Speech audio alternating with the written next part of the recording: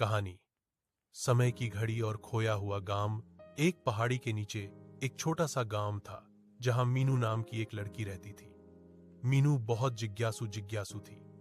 एक दिन अपने पुराने कबाड़ खाने में एक ऐसी घड़ी मिली जिसके कांटे उल्टे घूम रहे थे। जैसे ही मीनू ने उस घड़ी को साफ किया, एक हल्का सा धमाका हुआ और वो गांव से गायब होकर एक ऐसी जगह पहुंच गई जहां सब कुछ रुका हुआ था। वहां न हवा चल रही थी, न परिंदे उड़ रहे थे। तभी उसने देखा कि एक बड़ा सा पत्थर का राक्षस वहां बैठा है और वो रो रहा है। मीनू ने हिम्मत जुटाई और पूछा, आप रो क्यों रहे हैं और यहां सब कुछ रुका हुआ क्यों है? राक्षस ने रोते हुए कहा, मेरा नाम गौरव है। मैं समय के गार्डन का रखवाला हूं।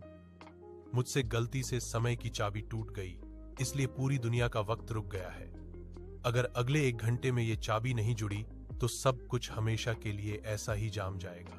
मीनू ने देखा कि चाबी के 2 टुकड़े पड़े हैं। उसने उन्हें जोड़ने की कोशिश की पर वो नहीं जुड़े।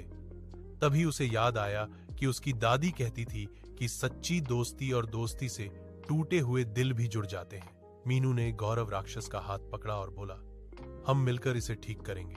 जैसे ही दोनों ने एक साथ मिलकर चाबी को पकड़ा, मीनू की आंखों से एक आंसू गिरा और चाबी सुनहरी रोशनी के साथ जुड़ गई।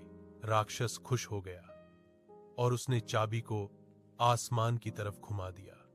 अचानक परिंदे चहचहाने लगे, नदी बहने लगी और वक्त फिर से शुरू हो गया। गौरव ने मीनू को शुक्रिया कहा और उसे एक छोटा सुनहरा सितारा दिया। उसने कहा, जब भी तुम्हें मेरी जरूरत हो इसे चमकाना। मीनू वापस अपने गांव पहुंच गई।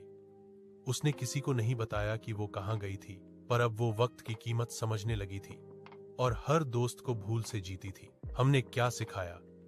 मिलकर काम करने और वक्त की कदर करने से बड़ी मुश्किल हल हो जाती है।